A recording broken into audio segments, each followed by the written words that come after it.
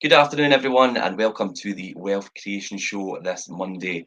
You've got myself, Richard Cook. Jim's away on additional training today, so I have taken his place. So I hope there's plenty of you that can join me today. If you are all watching me live, please jump in the comments. Feel free to comment as we go through discussions today. Leave any comments. Give me a thumbs up if things are making sense to you as I talk through buying, revamping, renting, and repeating the process is what I'm going to discuss today. Um, there are many different models of buy to let, but a proven winning formula is buying a property in need of renovation and then upgrading it, upgrading the specifications, and then realizing the increased equity to fund a further buy to let project, and keep on rinsing and repeating this process. Now, homes in need of work do cost less to buy, which immediately reduces the cost of stamp duty and land and buildings tax. And when you're not paying for somebody else's taste, you can add value by updating the interior of the property and identifying an untapped potential. So, with tenancies, I've become aware tenancies getting longer and renting becoming more of a lifestyle choice. Tenants are looking for more high quality homes to live in longer. And by meeting the continual growing demand, you'll achieve higher rents and grow a profitable long-term business. So yeah, finding suitable homes to renovate, getting their specification right, and having the right finance in place to purchase, and the works for essential elements of as all essential elements of a successful project. So today I'm going to cover quite a lot of that. And like I say, if you are watching live, jump in the comments, give me a hi, give me a thumbs up. Good afternoon, Perry. Yeah, and if you have any questions as I go through, please do drop them in the comments. If I've got time, I will cover the questions at the end or as I go through. If not, I'll always jump on when I'm finished and respond to all of them. So any feedback or comments are much appreciated. So let's look at buy-to-let costs and finance. Now, before you go hunting for a buy-to-let property, to renovate, your first steps is to confirm that your spending power and what that is, and the budget for extra costs involved with buying and financing a rental property. So the first and most important thing is that buying a second home or investment attracts additional stamp duty and land and buildings tax. So make sure you factor that into your upfront expenditure into your plans. Um, Now, buy-to-let mortgages also work differently. I'm sure a lot of you will be aware, but just for those of you that obviously maybe are starting out on your buy-to-let journey and things, buy-to-let mortgages loans are usually capped at 75% of the property valuation. Lenders require a monthly rental income of at least 125% of the mortgage repayment, and interest rates and fees are generally higher than residential loans. So most buy-to-let mortgages are fixed rate, and just like residential loans have a penalty for repaying the balance before the end of the fixed rate period. Okay. Now, savvy landlords often take out a standard variable rate first, and then they will switch to a competitive rate after the renovations to avoid wasting thousands of pounds on charges and things. Um, so, aside from dipping into your savings, options for funding and renovation works include things like rolling the costs of the works into your buy-to-let mortgage, short-term refurbishment, bridging finance as well. Not everyone's too keen on that, but as an option, releasing equity by remortgaging your own home is something that a lot of people do to fund their buy-to-let journey. Again, there's some hesitation around that, but it is a good option to obviously get the ball rolling with your buy-to-let journey, as long as obviously you do all your figures right and make sure everything adds up. It's a relatively risk-free strategy as long as you know what you are doing. Okay. Um,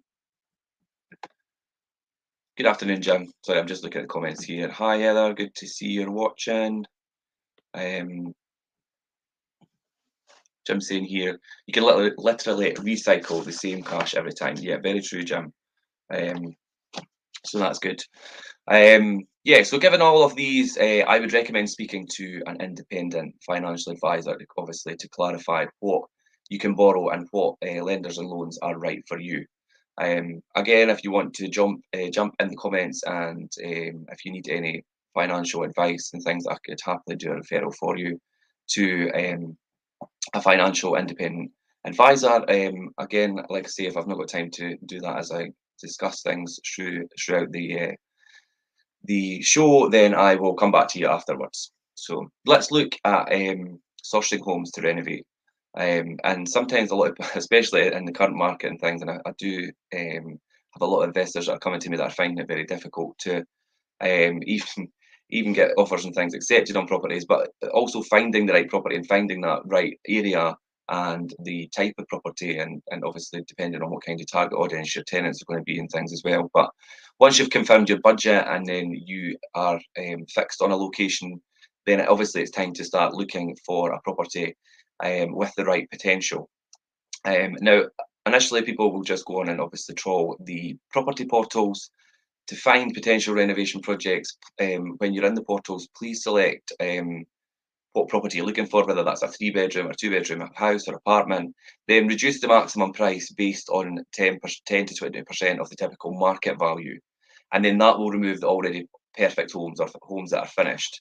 And then that means that you could find the results that make sense for you as a buy-to-let investment. Making it easier to find ones that need renovation as opposed to the finished product. So I'm just looking at the comments again here. Yeah, Jim's saying, where can you source homes and get them before you get to the market? Well, obviously, Jim, that's what I'm just covering at the moment. There is many ways to do that. Sorry, Jim's just, is that where you get his flight? Yeah. So there is many ways to do that, and approaching local agents is one that I think that is obviously really important. I've got quite a lot of good relationships with investors and buyers in the area who are looking, and I would imagine out with myself they speak to quite a lot of agents. But keeping in touch with your agent is so important to get ahead of the game with property which is maybe not yet on the market before it even hits the portals. The property portals tell you what's on the market, but local agents know the homes that are coming on, and whether that's with them or whether with other agents. Because remember, agents, there'll be several different agents all called out to different appraisal potentials, but only one agent will get it. But then that means that the other agents still know that this property is due to come to the market. So if you are one of their investors and they're wanting you to obviously pick up good deals, they could still drive you towards that, whether they're going to be listing it or whether it's even on the market yet or not. Many investors and buyers approach agents, so make sure you find your funds are in place. It's so important to make sure everything's in place and you're ready to move, and you know exactly what you want. Be specific about the type of property you're looking for, the streets that you're looking for, and how much you are willing to take on. And now that means in terms of, do you want to be looking at full renovations? Do you want to just be doing some light, obviously, redecoration and obviously revamping a place slightly, or are you prepared to go in and take kitchens and bathrooms out and things like that? So be quite obviously transparent and clear about what you want when you're speaking to agents, so they know exactly when a property comes along, this one would be perfect for so and so and so and so, and they could guide gear them towards you as soon as they are made aware or come across them coming to the market. Always be friendly and professional, and stay in touch with the ones that seem promising. You'll always get a good vibe from agents who are serious about helping you and obviously are willing to keep in contact and obviously send things your way. So yeah, like I say, always be friendly and professional on both sides, and it will help the journey along quite a lot. There's also, you could look at auctions. Obviously, because they attract investment buyers, auctions are a reliable source of unmodernised and neglected homes. But a successful bid is a legal commitment, and because of the speed required to complete a purchase once the hammer falls at an auction, now that's usually around about 28 days. Most auction sales are cash buyers. But it's not always ruling out, obviously, a buy-to-let mortgage. It's not impossible to buy at an auction with a mortgage, but you'll need to pay for the survey before the you'll have to pay for the survey to be carried out before the auction and have your mortgage offer in place. But even if you put a bid in and it's outbid, you'll still lose the costs that you've incurred for the survey and things beforehand. So there's a few pitfalls and areas there you need to be clear that you're aware of when trying to purchase at an auction with a buy-to-let mortgage, but it can be done. Um, Also, pounding the pavement and getting out there and looking on foot. I mean, not everyone has the time or maybe the inclination to wander the streets or to search for neglected properties, but they are out there, and it can create really good opportunities. If you're comfortable knocking on doors, or if you're not comfortable knocking on doors, then you could also always put a note through the door or drop your contact details through. Um, or you could talk to a local agent, like I say, and get them to follow up on a lead of an empty property for you.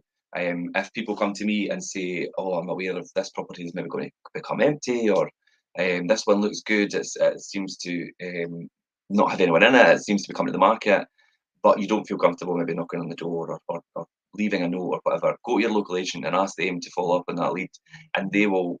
Well, I know I would gladly try and make contact with the owners, or whoever's dealing with the estate, and open up lines of communication on your behalf.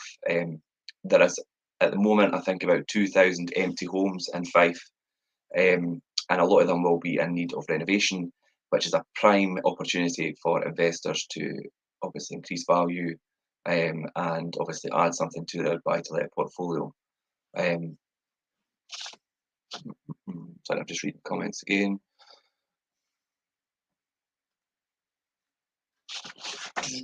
I've got Stephen's saying here, is it best to fix for as long as possible at the moment as the test rates are predicted to increase? It just depends on your own circumstances. I suppose, Stephen, if you speak to your financial advisor, I wouldn't say fix for an extendedly long period, but definitely once things are up and running, if you could get a fixed term, then it is always beneficial. But as I say, speak to your financial advisor. If you don't have a mortgage advisor or a financial advisor, please drop in the comments, or message me direct, and I'll happily speak to you out with the show, and we could do a referral for you to somebody that could help you with buy-to-let financing if that's what you would like. I've got a few good afternoons. Afternoon, Charlotte. Afternoon, Anne-Marie. And afternoon, Angela. Thanks, guys, for all watching. Oh, Ern's just jumped in there. Afternoon, Ern. Good to see you all watching this afternoon. Thank you for taking part. Yeah, so let's look at the renovation game. And when taking on a renovation project, your best bet is to start small and know your limits. Don't buy a massive wreck or with multiple structural problems if you're new to the game. If you're new to the game, start small, be quite, I wouldn't use the word cautious, but know your limits and know that if you jump in head first with a big, massive renovation project when you're a novice, it can become problematic and could be very costly as well. Um, Take the time to build your experience, grow your knowledge, and gather a team of trusted contractors. Now, again, I would always say come back to your agent, especially if you are a managing agent like yourselves. We have such a great list of contractors that we've spent so many years building up and built so many great relationships, and would happily, obviously, refer really good contractors to potential investors who are working with us.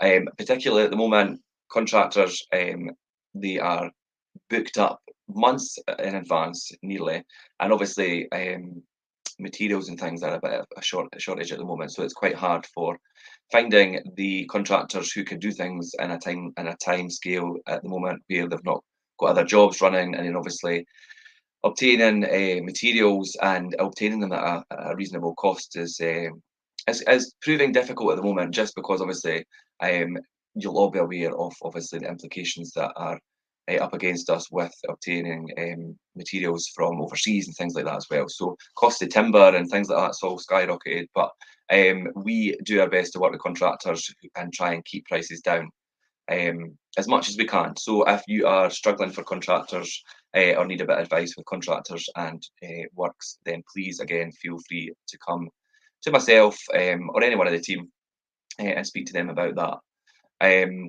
I mean, however complex and straightforward your work is, it's vital to get the finish right. So if you do it too cheap and your buy-to-let will have difficulties to rent, and then you will have disappointing income, and then you have quite a high turnover, of tenants, and then if you do it too expensive, you'll probably end up feeling like you will be out of pocket, and then you won't get such a good return. So you'll have a low return on your spend. So you need to find that right balance.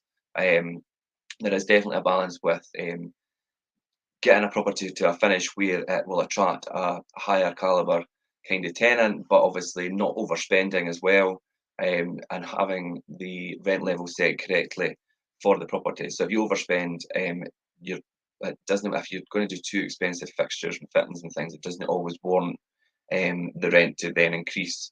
With that, the rent will stop within the how the market dictates in that area. So if you're overspending on extravagant fixtures and fittings and things, then that's not really going to be um, feasible in the long run for your return on your buy to let investment. So be careful of that. Hi, Jimmy. Thanks for joining. So let's look at complete refurbishment. So this is for the confident expert and requires building contractors, a full team to gut a property and start from scratch. Having everything new will generate the highest income and protect your property's value for many years, but refurbishments are expensive and you should budget for surprises and delays. Um, so yeah, like I was saying there, obviously you can do the full complete renovation, do it to a good standard without overspending, and you will find yourself with uh, attracting really good tenants and being able to warrant quite a good level of rent. Um, and that will be dependent on area. Um, Jimmy's saying there, obviously, what areas in Fife would you invest in? There's a few good areas in Fife. I mean, Fife as a whole is a really good area for investment, but areas which I've seen really up and coming at the moment, Glenrothes is one, obviously.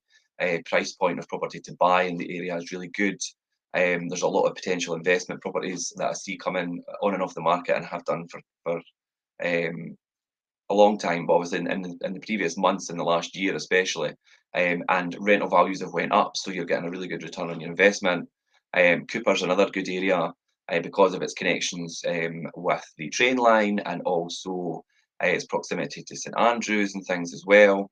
And again, there's a lot of good opportunities to pick up there. Obviously, 2 and 3 bedroom apartments in the town centre and things are still quite well priced. You could find some good deals there, and rental prices are really good in Cooper at the moment. Um, so Angela, yeah, just talking about refurbs. Angela saying there's some really lovely low cost bathroom suites, kitchens, units out there. It is. And see if you go to Howdens, you go to B&Q, you've got some really Howdens do they do like a basic range, they do a mid range, and then they do a more obviously a more expensive range. Their mid-range stuff is really good. It's quite good. It's quite good material. The finish looks really well, and you could pick it up obviously at a reasonable price. Um, Charlotte's saying what types of properties are potential tenants looking for just now? I mean, for a long time we were seeing just 2 and 3 and 4 bedroom houses were just so popular. And we're still seeing that trend. 2 and 3 bedroom houses, particularly in Glenrothes, Charlotte, you'll know that. They are really popular, but I've seen the popularity of flats and apartments coming back in. I've got a couple coming up, a couple of apartments coming up in Kirkcaldy, and I know that there's going to be a lot of interest in them. So yeah, I've got two bedroom apartments coming up in Kirkcaldy in the coming weeks, and I don't anticipate any issue with finding tenants for them. The proximity to the train station and the town centre and things as well obviously is beneficial, but yeah, apartments as well. 2 and 3 bedroom apartments are quite popular, but yeah, for a time there it was 2 and 3 bedroom houses. But again, the market's so busy and there is such a demand across the whole of Fife that the majority of properties are all receiving a great amount of interest, just because obviously there's stock levels are still obviously not as good as they can be. They're still quite low in comparison to previous years, and obviously demand is up there. And we are all too aware of the amount of inquiries and things that come through as soon as you put a rental property on the market. So yeah. So and then let's look. That was complete refurbishment. So let's look at conversions. And many houses, particularly like your old Victorian like terrace houses and things, divide up easily into apartments. and plenty of commercial spaces make excellent homes as well if they're converted properly. Although converting properly can be highly profitable, it is quite complex and can be complex. So you'll need a specialist development finance. You will need obviously to be dealing with your local authority. You'll need architects and construction firms, and there's also extensive new home regulations to satisfy. So in short, it's not for the novice. I think you need to be experienced if you're going to start doing a complete conversion like that and divvying up a property and making it into separate apartments or houses, and making sure that they are compliant and that you've got the correct, obviously, authorization to do that from the local authorities, and everything's signed off, and yeah, everything's above board. So, I mean, it can be quite profitable, as I say, but there could be pitfalls as well. So make sure that obviously you do your due diligence and make sure that you are doing things properly. Jimmy, you've made a really good point there, and I failed to mention that, yeah, obviously the leave-in rail link, which will be coming, is going to cause quite a lot of an influx and things and leaving, and I do expect that it will have a positive effect on rents, and rents will increase in line with that. So when that's finished, it will be quite lucrative, and it will be a great addition to Leaven. I mean, they're spending millions on Leaven Mouth, along the promenade, down at the front where the bus station and things are, just obviously adjacent from where the new train station is going to be. That link, that train station link to Leaven, is just going to bring hopefully a lot of people into the area. It's going to push house prices up. It's going to increase rents, and I think it's going to have such a positive effect on the area. Leaven's a brilliant area as it is, obviously. Not being biased because obviously I'm from Leaven originally, but obviously there's got so much potential in Leaven, and I think that's just going to be such a great addition. So yeah, a good point, Jimmy, about the rail link. It will indeed have a positive effect on rents. So like I say, obviously there's so many different renovation projects you could do. You could do a complete renovation, you could do a conversion, you could also look at properties that just maybe need the basics done. And I think that's if you're new to the buy to let journey and you're a new investor. And like I say, obviously keep it simple. Don't obviously jump in at the deep end. So looking for properties that maybe just need some general modernising. This could also always add value. It can obviously then make the property more appealing to potential renters, and obviously it's not leaving you in a position where you've got in too deep with construction and renovation and things when you're only just starting out and trying to find your feet. I think for your first one or two properties, try and do this just general modernising side of things, just so that you're not overwhelming yourself. And sometimes if you make mistakes at this stage, at the early stage, it could be quite costly, and it could be quite off-putting if you don't do things right. Again, if you're not sure what kind of level of property or what a property may need done when looking at it, if it's a renovation project, speak to somebody, speak to your agent, speak to myself, and say, look, obviously I've got this property I've been looking at online. What do you think I need to do to get this ready for tenants, and what costs would be involved in that? And do you think this is feasible for me to do with this kind of budget? And do you know what I mean? Like I say, be really transparent with your agent when you are relaying your search criteria and things to them. Mortgages are much easier to get on habitable properties, so if they're not complete wrecks. So lenders mainly look for a working kitchen, a working bathroom. Even if they're old, you may get lucky with a simple replacement, and then stripping off like of the old 70s, 80s wallpaper, and replacing obviously older carpets and things as well. So yeah, a general modernisation can be a really good way to increase value without having this great construction on top of you.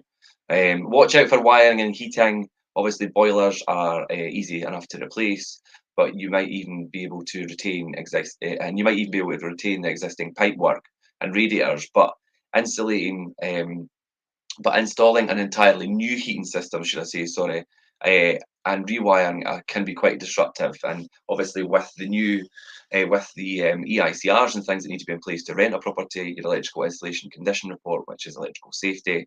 If a property's electrics and wiring have not been looked at for a long time, you could find yourself in a position for a full rewire, which not only can be costly, it can cause quite a lot of disruption, and then costs to then rectify the work, the remedial works to put that in place. So it pays to be obviously knowledgeable about the fact that maybe this might need a rewire, or do you mean to be compliant for the lettings legislation that's in place to be able to put tenants in. Um, so it means more expensive repairs than replacing. So please be aware of that. It is something that you need to obviously take into consideration. And then obviously you've got remodeling and changing homes layouts. Um, it can really release an untapped value and income, usually by increasing the number of bedrooms. Um, examples include obviously maybe turning loft space into a master suite with obviously an ensuite, or really relocating the kitchen into the living room, and then you gain an extra bedroom. So this open plan obviously feel for living is quite popular now. So you could obviously say that you could obviously move your kitchen into a lounge kitchen diner, and then obviously then the room that the kitchen was in, then you've got an additional bedroom, which then obviously warrants a higher rental value. So that's a good way of obviously remodeling and increasing the value of the property.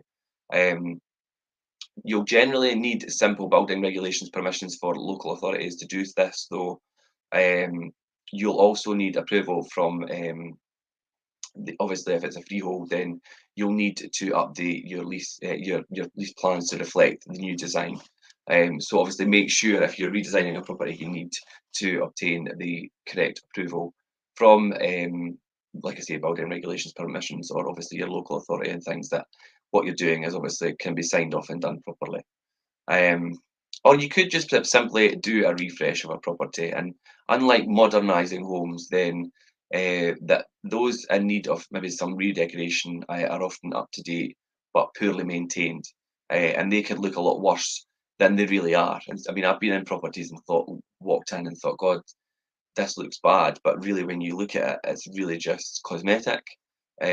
So they could look a lot worse, and which means they could sell for less, but are technically worth more. It's amazing what a redecoration job and new carpets and a lick of paint does to a room or a property.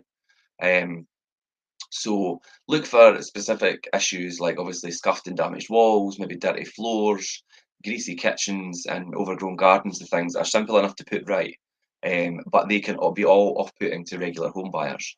If somebody's looking at a property potentially for their own home, these are all things that could be quite off-putting, and maybe make them walk away.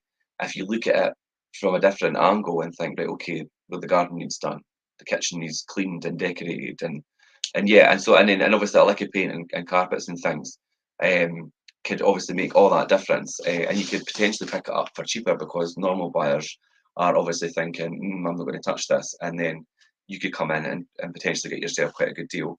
Uh, Perry, you're saying here, yeah, well maintained, painted freshly outside can add a massive curb appeal. It does, and it's amazing what a lick of paint does. I've seen it happen time and time again. Um, so yeah, that is something to look out for, and you could potentially pick up a really good deal doing that. Um, so let's talk about actually renting out your property. And as soon as you've completed your renovation project, it's time to find tenants, obviously, who's going to take good care of this property. You've put all this time and effort and money into to make it look good.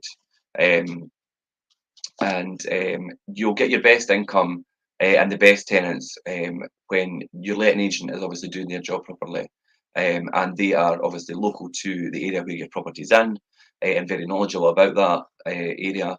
They have a history of renting property or similar homes nearby. Always, when you speak to your agent, if you're bringing a property to the market with them, ask for examples of properties similar in the area that they've dealt with. And any local agent who deals with an area should always have some sort of comparison to show you. So we rented this one recently, or we've let these ones in past years, in the street next to it, or in the same street, or they should always have comparisons. And if they don't, then that's maybe a red flag to think, well, why don't you have comparison properties in the area if you're a successful letting agent in the area? So do your due diligence with your letting agent and things as well, who's going to be ultimately looking after your obviously buy to let asset. Use high quality photography in their marketing. That is a very important one. I've seen some terrible listing pictures of properties over the years. And I maybe just think, God, how could they take pictures like that and list it? Um, and I think even if whether it's myself or whether we had the photographer in or things, then we could do relatively really good pictures. Um, and I don't find it to be difficult to do that, but then maybe it's just because it's become second nature throughout the years to do that, and maybe the person that's listing properties that with pictures that aren't that great are maybe a wee bit novice. So again, do you want a novice looking after your investment? No, is the answer probably. And also your just the letting agent's description of your property. They need to be enthusiastic and really touch on the aspects of the property that make it appealing to your target audience, whether that be professional couples or you're looking to get a family in there, or do you know what I mean, or discuss points about the local area that are going to be appealing to the potential tenants that are coming into the property, whether it's schools or transport links or the park down the road or the cafe down the corner or do you know what I mean, amenities close by. Definitely descriptive and opening lines as well, I think is important when you are listing a property. So make sure your agent is doing that correctly as well. Um, Adverts on at least one of the major portals. I mean, you've got all the typicals, obviously, Rightmove, Zoopla, Prime Location, S1 Homes. I mean, these are all your major ones. You'll find that a lot of, well, not a lot of agents, but there are some agents where they will not be on Rightmove, they'll only be on Zoopla. Now I know that that's because it's too expensive for them to advertise on Rightmove, and it is really expensive, and not everybody is on Rightmove, and they don't really have to be as such. But um, I would probably Rightmove and Zoopla as long as they're on one of these major portals. But as long in addition to that, they need to obviously be making sure that they are putting themselves out there in other ways as well, and using avenues like social media and things, which I'm sure obviously you'll all be aware that we follow quite consistently. And I think it's obviously the way forward. And if your agent's not prepared or not in the knowledge of doing that, then again, that's maybe something that you need to take into consideration when you're considering them as an agent. Um, and their management department as well. Um, we have in-house management at Fife Properties. We have done for the past decade and built up a really amazing management team, management contractors, relationships with landlords and tenants on a one-to-one basis through the management, which I think is, if you watch the Saturday shows and things, and it's something that I always reiterate and really plug in there, that relationships and communication is so key to managing a property, whether that's with the landlord or with the tenant or mediating between. And that's something that takes a lot of experience and skill to do. And if your agent doesn't have that, then again, it's something that you need to obviously take into consideration. I know that a lot of agents use external management companies. Um, Personally, I don't think it's the best way to do that. I've worked with that kind of setup in the past, and have picked up on a lot of pitfalls on doing that. I think the system that we use, obviously, we are local. We're in Fife. We've got it all in house. All our contractors are local.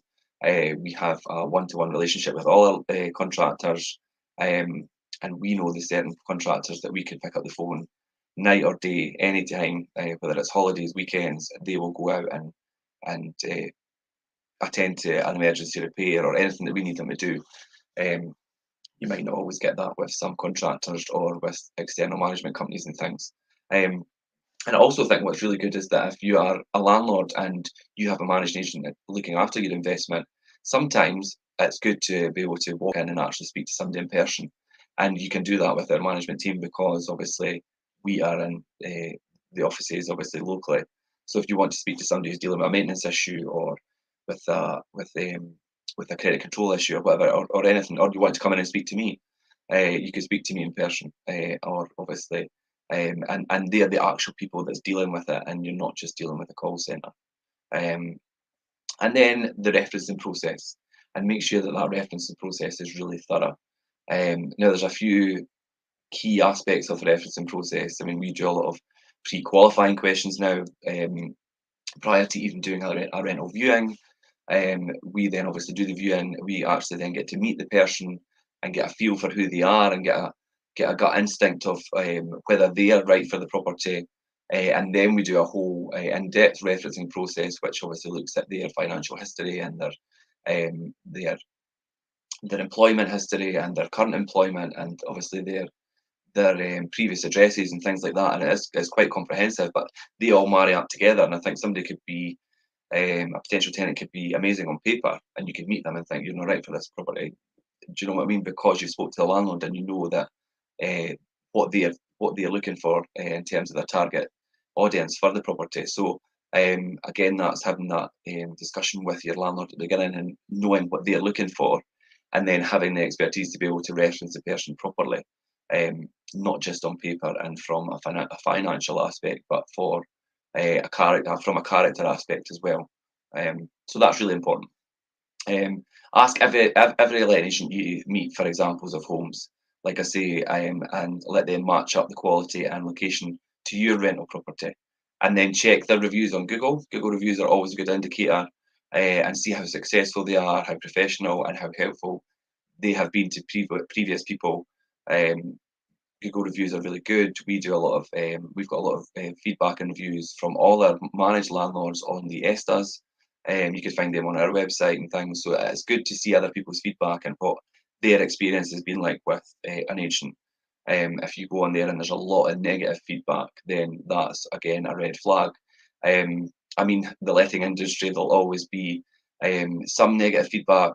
So obviously that will be um, evident probably on Google from some aspect. But if the majority of it is all good feedback, then it's like anything. If you go to review hotel rooms or hotels and things, there's always one or two that may come back with a negative. But always read them and take them into consideration, and make your own decision and make your mind up based on that and all the other factors that obviously I've covered there. And finally, don't forget one last essential element, and it's how does it feel to talk to them? And I think, like I say, having that open, transparent conversation with an agent and feeling comfortable with them is so important. Your letting agent should be someone that you enjoy talking to, you feel free to talk to, you can trust. So you are filled with confidence and a sense that you're in good hands. Ultimately, these people are going to be looking after your investment, and you want to make sure that you're confident in the fact that they are doing things properly, they are capable of doing that, and you have full confidence in allowing them to take the lead with your investment, and ultimately leave you to then concentrate on maybe your next project. Do you know what I mean? So that there has to be a comfortable relationship there. You need to build trust between you. And if you don't feel that, and it doesn't quite feel right, then keep looking for somebody else. There's plenty of agents out there, but I would say that I'm always here to chat with anybody that's starting out in their investment journey, and I'm happy to discuss anytime. Drop me a message, drop a message in the comments. You'll find my profile on social media. Message me direct, and I'd be happy to chat about things with regards to any aspect of investment and letting property. And then that's obviously so buying, revamping, renting the property, and then ultimately repeating the process. So after you've renovated your property, rented it out, and then obviously you might be going to look to then refinance your buy to let. So it's time to look for your next project. And before you do anything else, take a moment to review your first venture, and how did everything go.